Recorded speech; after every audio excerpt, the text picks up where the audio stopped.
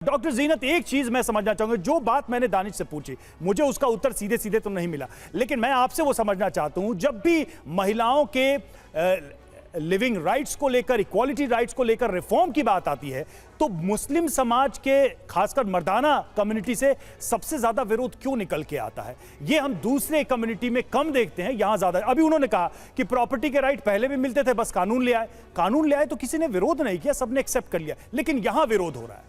तो ये जो नेचर ऑफ प्रोटेस्ट है, ये क्या है? ये ट्रिपल तलाक हो, हलाला हो, उसके पहले भी दूसरे रिफॉर्म्स थे, ये भी था, इन सब का इतना विरोध क्यों है? ये इंटरनल इशू क्या है प्रोटेस्ट का हर बार हर मसले पर?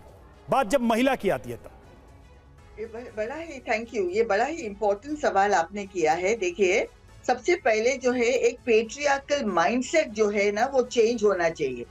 सब कम्युनिटीज के अभी आहिस्ता आहिस्ता वो मिसोजिनिस्टिक लॉज जो है वो चेंज हो रही है।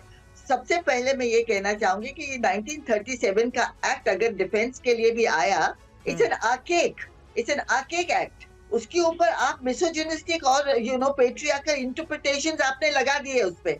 तो कौन सी आपने कुरान शरीफ जो है उसको साइड पे रखा, और अपने 200 साल में जब ये लॉ डेवलप हुआ तो उसमें ह्यूमन इंटेलिजेंस यूज हुआ है।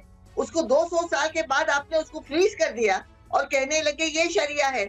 और उसमें जो है वो आपके पर्सनल इंटरप्रिटेशन, देखिए शिया लोग का एक इंटरप्रिटेशन होता है, सुन्नियों का दूसरा होता है, बोरो का तीसरा होता है। लेकिन सब जगह जो आप देख रहे हैं, ये माइंडसेट जो है, जो इक्वालिटी का माइंडसेट, डॉक्टर जीनत, जिस इक्वालिटी की आप बात कर रही हैं, मुझे ये सवाल आखिर में आपसे पूछना है कि क्या उसका सलूशन सिर्फ और सिर्फ यूनिफॉर्म सिविल कोड है, इसके अलावा और कुछ नहीं? जब तक वो नहीं लागू होगा तब तक इस तरह के डिस्कशन में हम पड़े रहेंगे और मुस्लिम महिलाओं के अधिकार खास तौर पर कुचले जाते रहेंगे।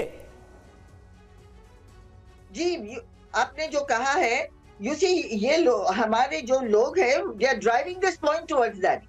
अगर खुद अपने शरिया में चेंज लेके आते, 75 इयर्स आपके हाथ में थे, कितने हम लोग सबने बताया कि इसको आप इंटरप्रिटेशन करो, आप निकाह नामे बनाओ, आप वुमेन्स को राइट दो, जो इस्लाम ने दिया है, जो कुरान शरीफ बता रहा है, लेकिन कुछ नहीं, वो आपका ही मिसोजिनिस्टिक पेट्रियार्कल इंटरप्रिटेशन। ठीक है, और इसी वजह से मुस्लिम पर्सनल लॉ बोर्ड की जब मीटिंग होती है तो उत्तराखंड में जो यूसीसी आया उसके खिलाफ भी एक रेजोल्यूशन पास किया जाता है। तो विरोध किस लिए हो रहा है, किस मकसद से हो रहा है, मोटिव क्या है, ये बहुत हद तक क्लियर होता है। बहुत बहुत शुक्रिया आप सभी का हमारे साथ इस बातचीत का हिस्सा बनने के लिए।